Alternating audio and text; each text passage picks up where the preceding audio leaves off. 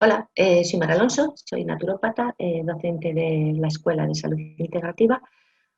Hoy os voy a hablar de la enfermedad de Alzheimer y especialmente de metales pesados y disbiosis intestinal en relación a dicha enfermedad. Vamos a compartir pantalla. Como os decía, vamos a hablar de la enfermedad de Alzheimer.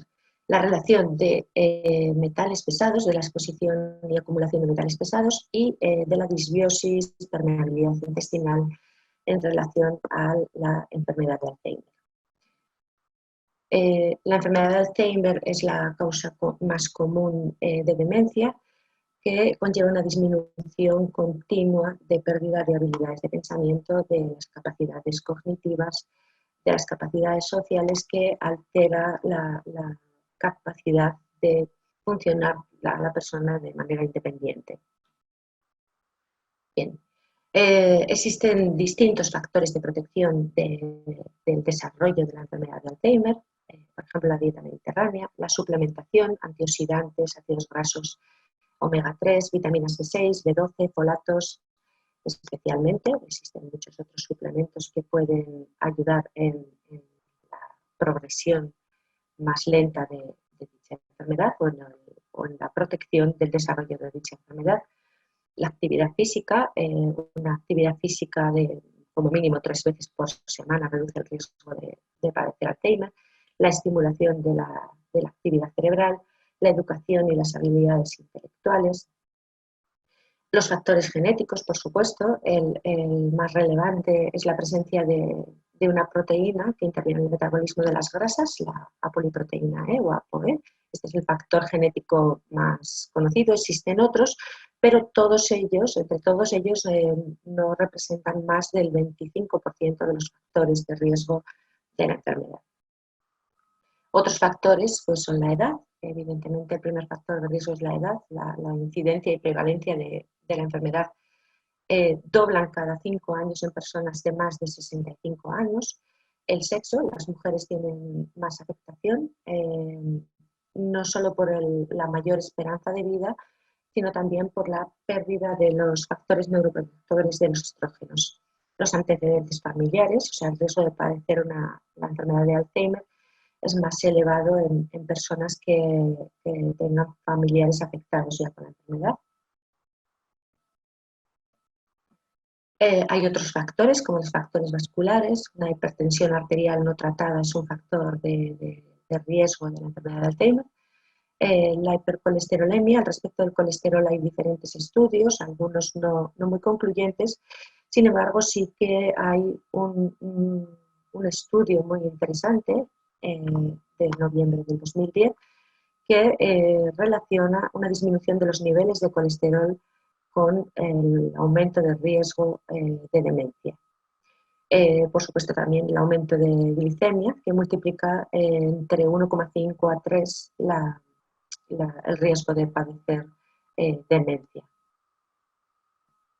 La obesidad es otro riesgo de padecer enfermedad de Alzheimer. Aquí tenemos diferentes estudios. Al respecto, la inflamación, sin ninguna duda, la proteína C reactiva existe en un nivel muy alto en la sangre de los enfermos de Alzheimer comparado con individuos sanos. Por supuesto, todas las afecciones que generen pérdida neuronal serían factores de riesgo. Pero me parece muy interesante este cuadro del Instituto Bermuin. El doctor Aizpiri lleva, yo creo que toda su vida trabajando sobre los deterioros cognitivos y esta diapositiva pertenece a una formación sobre el deterioro cognitivo, la salud cerebral, y aquí vemos todos los factores implicados en un solo gráfico. Me parece muy interesante el estrés oxidativo, la alteración del ciclo de ventilación, el perfil inmunogenético. Aquí también inserta la importancia de la alteración de la microbiota intestinal, la inflamación intestinal y la permeabilidad intestinal. Todos aquellos factores que nos llevan a el daño cerebral y a diferentes manifestaciones neurológicas y neurocognitivas. De los dos factores de riesgo, que aumentan el riesgo de padecer la enfermedad de Alzheimer o que producen diferentes afectaciones a niveles neurocognitivas, que vamos a tocar especialmente son la exposición y la presencia de metales pesados y la disbiosis intestinal. Son para mí dos campos fundamentales que encuentro siempre encuentro presencia de una gran carga de metales pesados en las personas con enfermedad de Alzheimer y siempre encontramos en estudios de microbiota intestinal disbiosis de mucha importancia, con una pérdida de bacterias de homeostasis, con una pérdida de equilibrio de todo el ecosistema intestinal, con mucha presencia de crecimiento de patógenos facultativos, con su consecuente producción de un montón de elementos neurotóxicos. Es muy común encontrar el aumento de permeabilidad intestinal en las personas con enfermedad de Alzheimer. Respecto a metales pesados, pues evidentemente en los últimos 50 años han cobrado una importancia el estudio del impacto de la exposición a metales pesados en la salud y en la enfermedad. Los metales pesados tienen la gravedad de que no son biodegradables y persisten en el medio ambiente. Eso conlleva una exposición crónica por parte de toda la población. A unos les afectará de una manera, a otros de otra, dependiendo de sus circunstancias, disposición, predisposición, su capacidad de toxificación, pero todos estamos expuestos de manera crónica a los metales pesados. Los más importantes en cuestión de salud son mercurio, plomo, cadmio, zinc y níquel. Hay otros que también están presentes, pero bueno, estos parece que son los más importantes. Y otros elementos intermedios, que no son metales pesados, pero que son muy relevantes a efectos de salud desde el punto de vista toxicológico, que son el arsénico y el aluminio. No son metales pesados, pero habitualmente se estudian en conjunto con los metales pesados. Respecto a la neurotoxicidad de los metales pesados, escogemos tres que además tienen gran importancia en la enfermedad de Alzheimer. Son plomo, mercurio y aluminio. Son los que, además de su capacidad neurotóxica, encontramos con más frecuencia, tanto cuantitativa y cualitativamente, son los más importantes en la enfermedad de Alzheimer. En la medida que uno realiza diferentes mineralogramas, pues va sacando conclusiones y estos tres están siempre presentes. Respecto al plomo entra al cuerpo a través de la inhalación, a través de la ingestión y a través de la absorción, a través del contacto con objetos contaminados. Después entra al torrente sanguíneo y se distribuye al resto de órganos y tejidos. Se deposita cuando la exposición es prolongada en huesos, cosa que tiene gran relevancia en el embarazo, porque podemos tener grandes depósitos de plomo que en el embarazo se movilizan y se va a exponer al feto. Se acumula también en dientes, en hígado, pulmón, riñón, cerebro y bazo. Es capaz de atravesar la barrera hematoencefálica y placentaria y si queremos valorar una exposición aguda, una exposición reciente a este metal, lo vamos a detectar muy bien en sangre, mientras que si la exposición es lenta y progresiva, o sea, si es una exposición crónica, el mineralograma en sangre no es válido. Sobre los mineralogramas, sobre las diferentes pruebas para poder cuantificar y valorar la exposición en enfermedad de Alzheimer de los metales pesados, nos hablará nuestra compañera Marisa García Alonso. Ella nos va a comentar pues, los diferentes mineralogramas, diferentes tipos de pruebas y también sobre la manera de evaluar las disbiosis intestinales. Es muy importante, además de realizar estos mineralogramas, saberlos interpretar. Los efectos de la toxicidad del plomo en el organismo los vamos a dividir en indirectos y indirectos. Los indirectos tenemos una afectación del sistema nervioso, la hipertensión arterial, problemas renales, déficit de vitamina D, ciertos efectos hematológicos y el parto prematuro. Y como efectos directos se dividen en morfológicos y en farmacológicos. Los morfológicos pues, van a alterar la estructura del sistema nervioso central y una diferenciación prematura de células gliales. Los farmacológicos tienen grandes consecuencias de las que creo que al respecto de la enfermedad de Alzheimer podemos destacar su interferencia en dopaminérgicos, GABAérgicos y en el sistema colinérgico. Esto es un cuadro de lo que ocurre en una exposición a dosis altas de plomo, la encefalopatía, que tiene diferente manifestación en adultos y en niños, pero me parece importante el mostrarlo, que una dosis alta, el daño que conlleva a nivel del sistema nervioso central y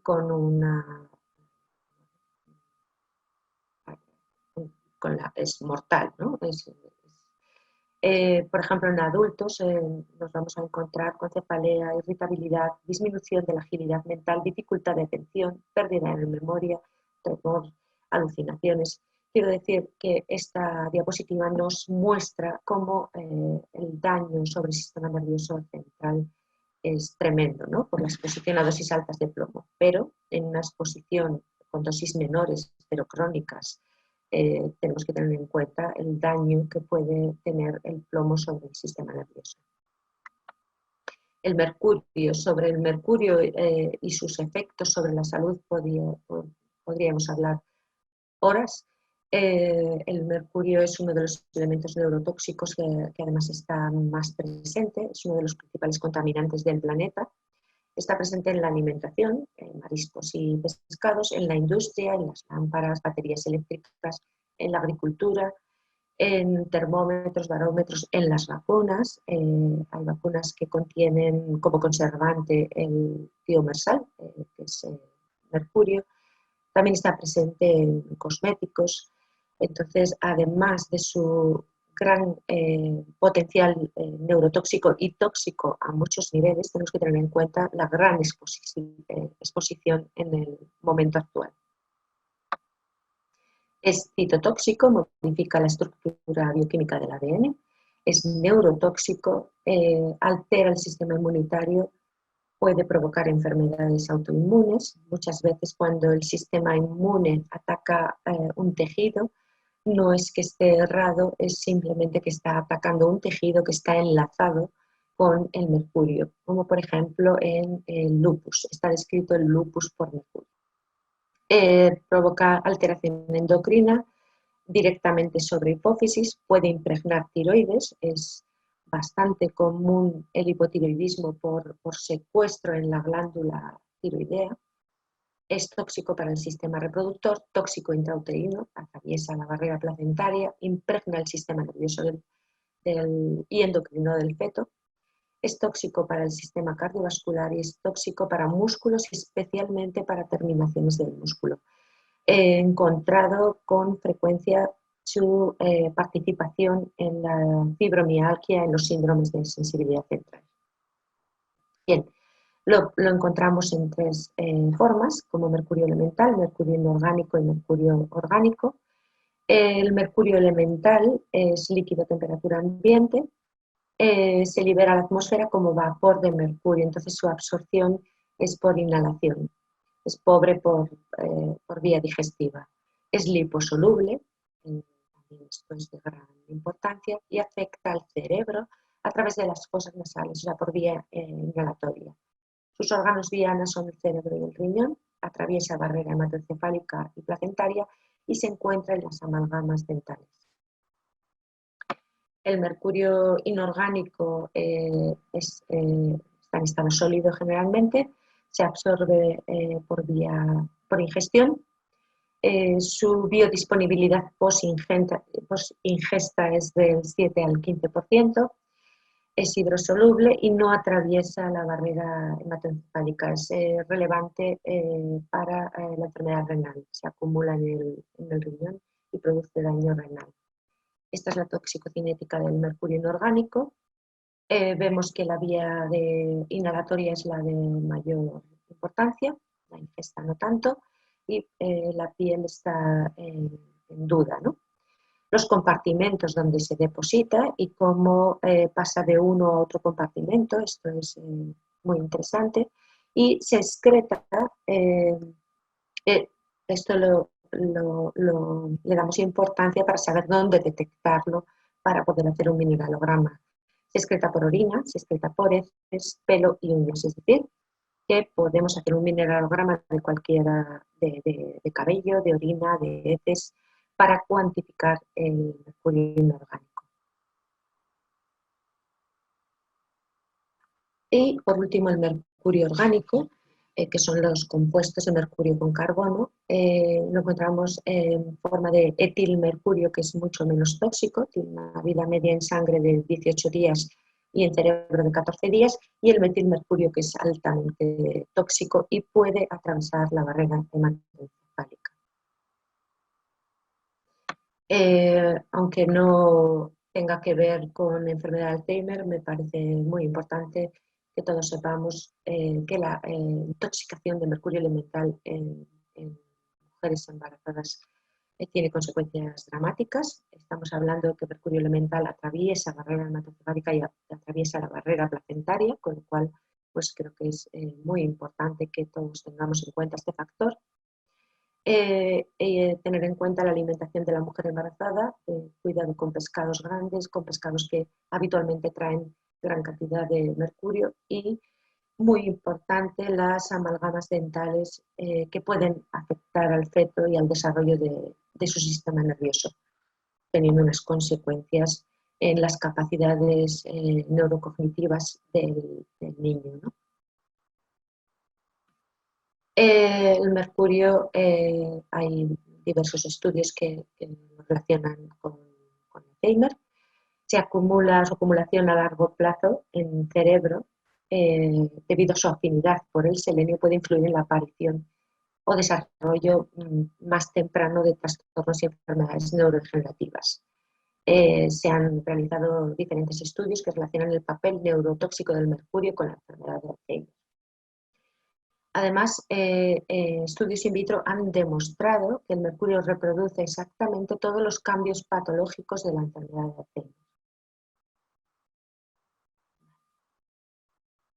Alzheimer. Nada, esto es simplemente pues, presentación de diferentes estudios que nos muestran y nos demuestran la correlación de carga de presencia de mercurio y desarrollo de enfermedad de Alzheimer. Hay un dato muy interesante y que es muy importante a la hora de interpretar los mineralogramas, y es que cuando evaluamos personas con enfermedad de Alzheimer nos encontramos que tienen menor cantidad de mercurio en orina. Es decir, al realizar un mineralograma de orina encontramos que tienen menos mercurio. También esto lo he visto en estudio de niños con autismo, que comparado con niños sanos tienen menos cantidad en cabello de mercurio y otros metales pesados. Hay diferentes maneras de interpretar esto. Para mí es evidente que son personas que tienen una dificultad para excretarlo y por ello pueden tener más probabilidad de daño neuronal por la presencia de metales pesados. Es decir, no lo encontramos en muestras de excreción porque no lo movilizan, porque está en depósito en sus neuronas o en sus tejidos. ¿Cómo se demuestra esto? Bueno, pues en estas personas, cuando hemos hecho mineralogramas, lo que ocurre es que en cuanto movilizas los metales pesados con diferentes elementos quelantes, con clorella, con cilantro, con selenio, con zinc, con lactobacilos rhamnosus, que tienen un potencial efecto quelante, con sales de prana, o sea, con detoxificaciones de toxicología, es decir, en cuanto revolvemos el terreno, nos encontramos que hay un aumento muy llamativo de presencia de metales pesados. Es decir, que creo que es evidente que no esté a nivel tisular, sino que no se detoxifica de manera natural en este tipo de personas. Bien. El aluminio es otro de los elementos con más neurotoxicidad. Creo que es sobre el que más estudios hay que lo correlacionan con Alzheimer. Está presente en multitud de usos de la vida cotidiana, en dentríficos, en desodorantes, cremas cosméticas, utensilios de cocina, conservantes para posar en papel para conservar alimentos, en medicamentos, antiácidos, antidiarreicos, en suplementos de calcio, en líquido para diálisis y también en algunas vacunas. Hay un documental muy interesante que relaciona el cáncer de mama con los desodorantes. Es muy interesante y muy importante para poder recomendar a personas o con predisposición o con cáncer de mama la no utilización de este tipo de desodorantes. Bien, también se usa en envases, en fabricación de viviendas, lo tenemos por todas partes, ¿no? Por lo general ingresa por inhalación, o sea, el mercurio, nuestra exposición es por inhalación, por ingestión y también por contacto. Vale, y está relacionado con varios trastornos del sistema nervioso central, como son encefalitis, pérdidas de memoria, enfermedad de Alzheimer y otros trastornos degenerativos, ya que se acumula en áreas cerebrales. La intoxicación por aluminio tiene consecuencias significativas ya que afecta a la programación genética de las células nerviosas. Por otro lado, aumenta niveles de interleucina 4, que es una de las citoquinas inhibitorias dominantes del sistema inmune y se asocia con la inhibición de la apoptosis y con la tolerancia oral de este metal. Tiene mucha relevancia también en el sistema inmune, aunque en este caso estemos hablando más de su relación con enfermedades neurodegenerativas, pero la parte del sistema inmune es muy interesante para estudiar. Entonces, bueno, pues durante mucho tiempo se pensó que el aluminio era seguro, pero bueno, los estudios ya van demostrando que no es tan seguro como se pensaba y que puede contribuir al avance de la enfermedad de Alzheimer. Es decir, lo podemos encontrar como factor causal o lo podemos encontrar como un agravante, pero en todo caso creo que es muy importante mirar aluminio en la enfermedad de Alzheimer. Y además es cuantificable, o sea, que es fácil poderlo evaluar, ¿no? La neurodegeneración mediada por aluminio da como resultado disfunción cognitiva y se ha asociado con el depósito de amiloide beta. Bien, aquí tenéis un estudio. Aquí tenemos otro que estudia la toxicidad del aluminio en sistema inmunológico y sistema nervioso central, que como ya digo, es los dos campos sobre los que tenemos que estudiar más, exposición de aluminio y problemas inmunológicos y problemas de sistema nervioso central. Vale. Hasta ahí el tema metales pesados. Muy importante entonces si tenemos un paciente con la enfermedad de Alzheimer o con cualquier trastorno cognitivo, cualquier otra demencia, creo que es muy importante hacer mineralogramas para que dentro de la estrategia de ayuda a estas personas tengamos en cuenta si hay que trabajar con quelación de metales pesados. Por otro lado, vamos a hablar un poquito del eje microbiota intestino-cerebro. Durante muchos años hemos hablado del eje intestino-cerebro, pero es más correcto hablar de eje microbiota intestino-cerebro.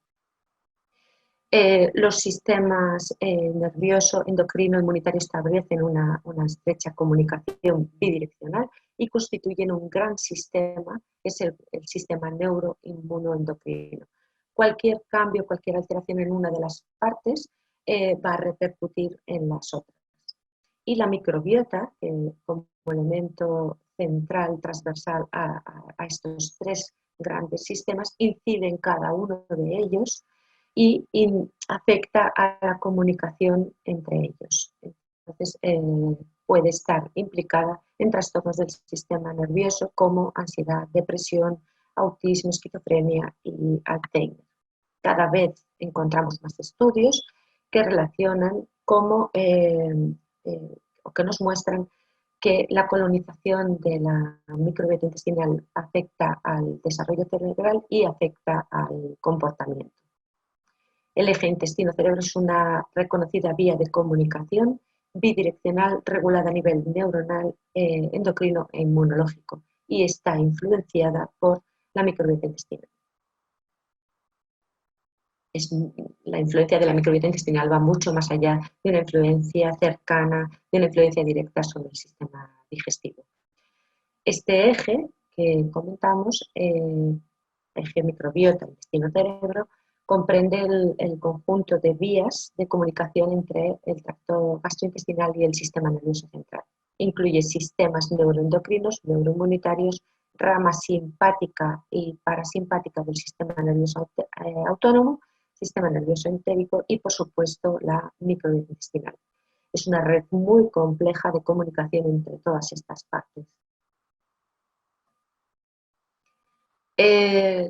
Esto es un estudio que habla de la posible patogenia y solución de enfermedades neurodegenerativas. Lo interesante, tanto cuando hablamos de metales como cuando hablamos de microbiota, es que intervienen en la patogenia, intervienen en el desarrollo de este tipo de enfermedades, pero también son de gran importancia en su progresión, en su solución o en su ralentizamiento de su progresión, ¿no? Este es un estudio español, solo con la ingesta de un oligosacárido que está presente en la leche materna se logran mejoras cognitivas en los ratones, ¿no? que se utilizaron en este caso. Parece que este oligosacárido tiene una acción sobre el eje microbiota intestino-cerebro y su mediación por el nervio vago.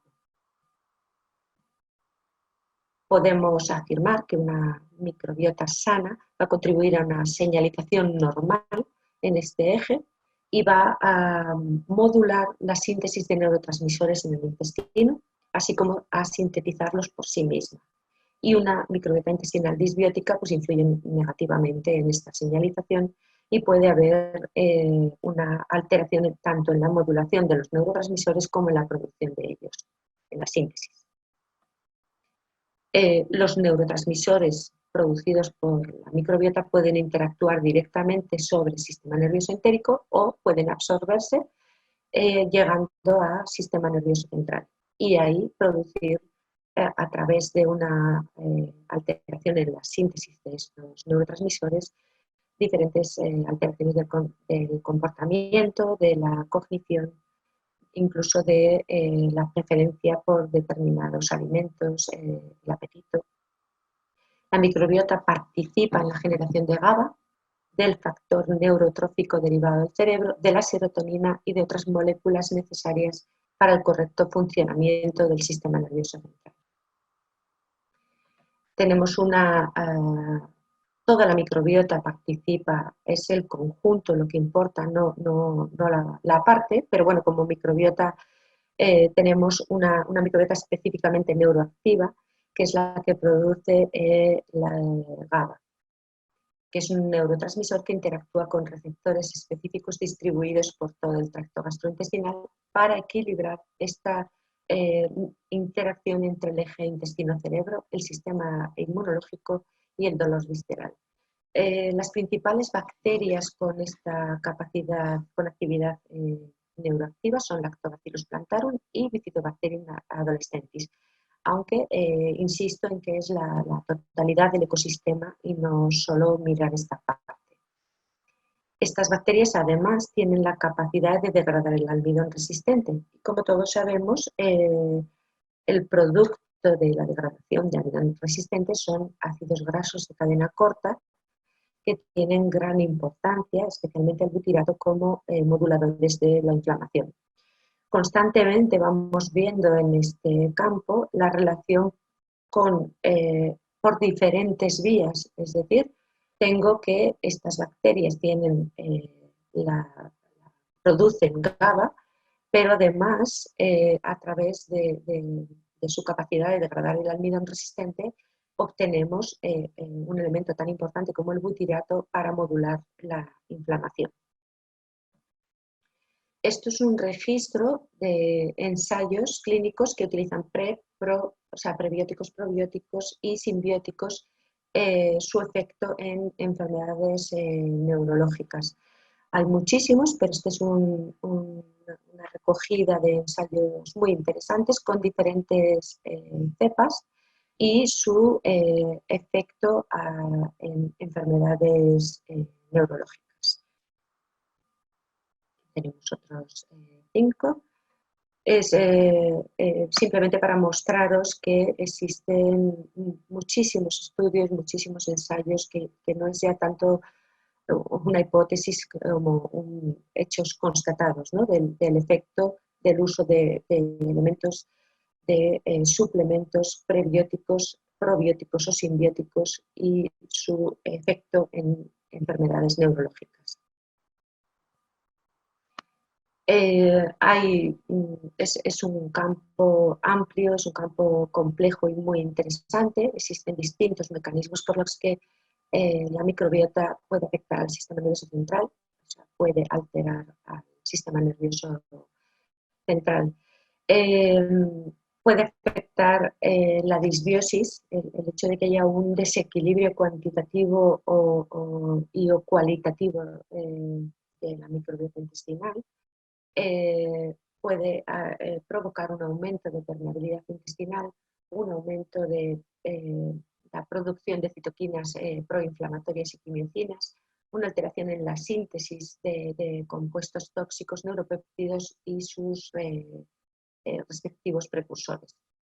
La modificación, el aumento de la permeabilidad intestinal, el efecto directo y fundamental va a ser que vamos a encontrar en la circulación una cantidad de sustancias tóxicas, una cantidad de sustancias que atraviesan barrera hematocefálica y que pueden afectar al sistema nervioso.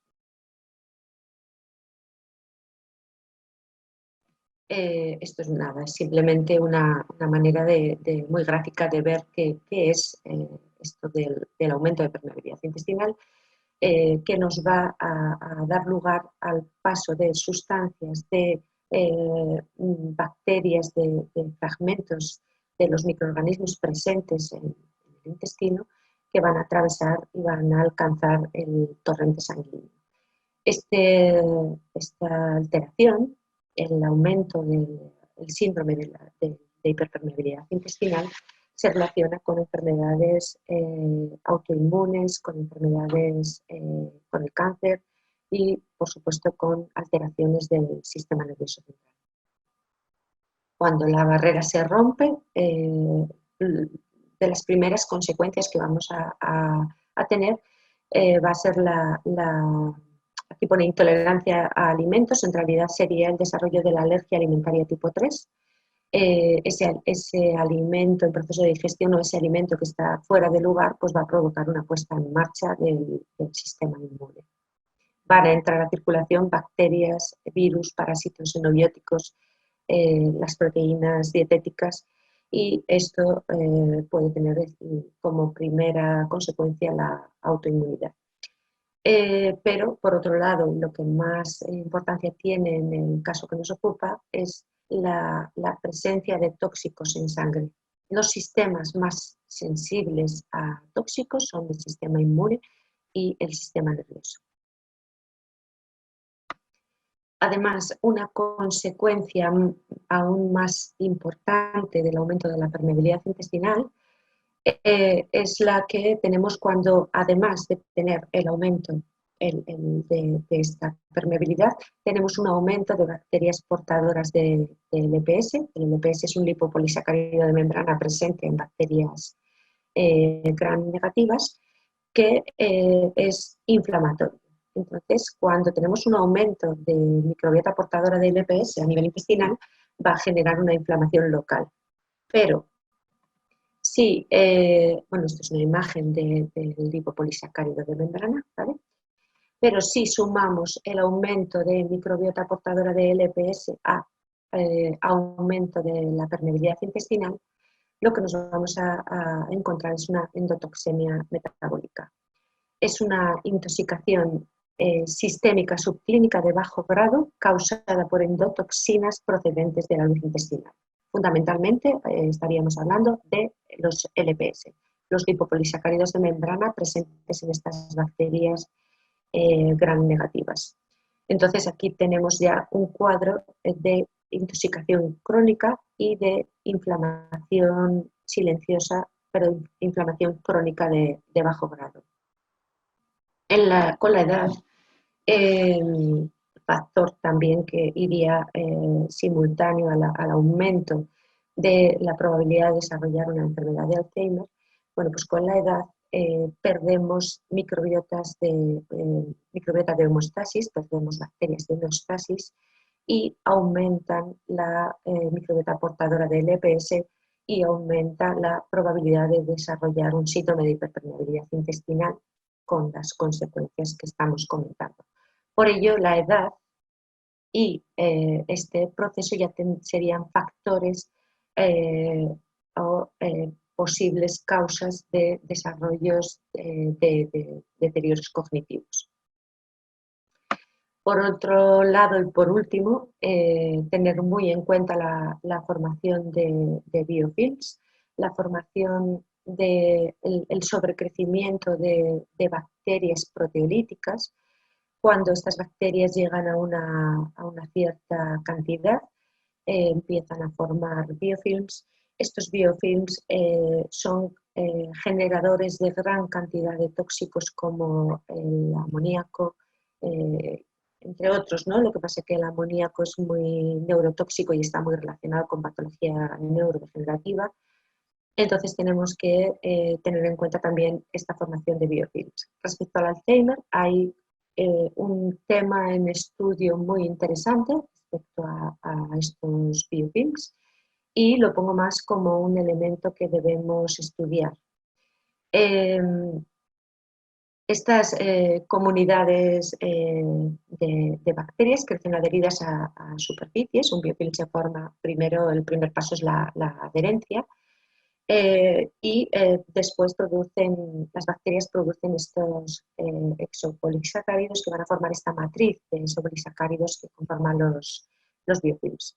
Algunas de las proteínas constituyentes de estos biofilms pueden adquirir una conformación amiloide y como las proteínas amiloides están relacionadas con enfermedades neurodegenerativas como Alzheimer o Parkinson.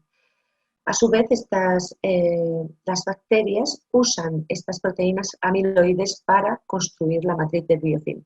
Por eso me parece importante el estudio y la relación de esta formación de biofilms con las proteínas amiloides. ¿Qué papel desempeñan en el mantenimiento de la homeostasis intestinal o en el desencadenamiento de dichas enfermedades? Esto está en cuestionamiento. He leído diferentes cosas, pero falta mucho estudio para saber definir qué ocurre con estas proteínas con conformación amiloide. Pero desde luego no podemos despreciar la posible relación, cada vez es más evidente la relación de alteraciones de microbiota intestinal, de disbiosis y de formación de biofilms con Alzheimer. Entonces es muy importante investigar más en este campo. La amiloidosis, hablamos en este caso de Alzheimer, pero amiloidosis tiene que ver con otras patologías también. Es una enfermedad asociada a diversas patologías inflamatorias crónicas, infecciosas e incluso degenerativas, y su característica es el plegamiento incorrecto de estas proteínas. Pero la proteína beta-amiloide, además de depositarse en placas y provocar Alzheimer, parece que tiene alguna función. Entonces, según esa investigación que encontré de Boston, parece que esta proteína es un componente fundamental del sistema inmune innato y que juega un papel primordial en la lucha frente a muchas infecciones. Entonces, a lo mejor no debe ser la diana terapéutica, el destruir estas placas de proteínas amiloides. A lo mejor es simplemente una consecuencia de la lucha del sistema contra un proceso inflamatorio. Entonces, creo que se abre aquí un tema muy interesante que debemos investigar. Yo, en conclusión, sí que animaría siempre en una persona con enfermedad de Alzheimer, estudiar si hay un aumento de patógenos facultativos como las bacterias proteolíticas, a mirar si hay un aumento de permeabilidad intestinal que nos pueda llevar a esa inflamación crónica de bajo grado y a investigar si puede haber presencia de biofilms patógenos en intestino y que con esa permeabilidad puedan provocar ese efecto en otro tejido, como en el tejido del sistema nervioso. Por otro lado, bueno, pues recordar que creo imprescindible en cualquier persona que tenga enfermedad de Alzheimer hacer un estudio de metales pesados y un estudio de microbiota intestinal. Creo que ambas cosas pueden ayudar mucho en la progresión de la enfermedad y, por supuesto, en personas que tengan antecedentes genéticos, trabajar sobre estos dos campos puede ayudar al no desarrollo de la enfermedad de Alzheimer. Aquí unos cuantos estudios que relacionan bacterias, que hablan de la formación de biofilms y su posible relación con la enfermedad de Alzheimer y bueno, dejar abierta esta posibilidad de la investigación, cómo esas placas de amiloides pueden hacer parte de los mecanismos del sistema inmune y a lo mejor no deben ser en la diana terapéutica. Muchas gracias a todos y muchas gracias especialmente a la escuela.